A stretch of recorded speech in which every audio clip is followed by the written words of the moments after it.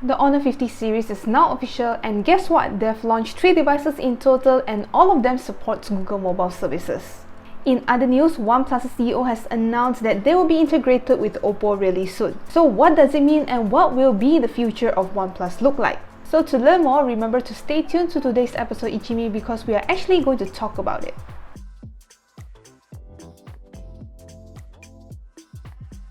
After months of rumors and speculation, the Honor 50 is finally official. They've launched 3 models that includes the Honor 50, the Honor 50 Pro and also the Honor 50 SE. And the best part is that all 3 devices now comes with Google mobile services. So first, let's talk about the Honor 50 and the 50 Pro. The Honor 50 Pro features a curved 6.72-inch AMOLED display with 120Hz refresh rate, while the Honor 50 comes with a smaller 6.57-inch Full HD Plus display that has the same feature as the Pro variant. Unfortunately, the Pro variant has a smaller 4000 mAh battery compared to the 4300 mAh battery in the Honor 50. However, the Pro does have 100W fast charging, with the Honor 50 getting 66W fast charging.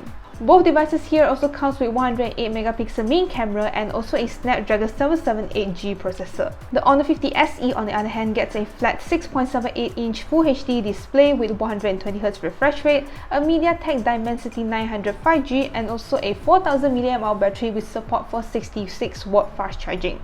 And similar to the Honor 50 and the Honor 50 Pro, the Honor 50 SE also gets the same 108MP main camera, which is great. These devices are only currently available in China, but it will arrive in Malaysia soon. OnePlus CEO Pete Lau has announced that the company will be integrated with Oppo really soon. Pete Lau was recently given a role at Oppo late last year to oversee product planning and experience while retaining his job as CEO at OnePlus. According to his forum post, he announced that OnePlus is embarking on a new journey to give consumers more choice than ever. In order to continue to provide the highest quality OnePlus experience, he said that the company must adapt as a team and as a brand. And from the looks of it, it seems like OnePlus will be an independent brand under Oppo, which is somewhat similar to Huawei and Honor's relationship. But despite the integration, they will still produce product under the OnePlus brand. It is no secret that OnePlus is closely related to Oppo as both brands are under the same BBK Electronics group. Other smartphone brands under BBK includes Vivo, iQOO and also Realme. Maybank has announced that they will be conducting a system maintenance exercise tomorrow, which is on the 19th of June 2021. During this period, all online banking platforms as well as ATM are not accessible until 10 AM in the morning.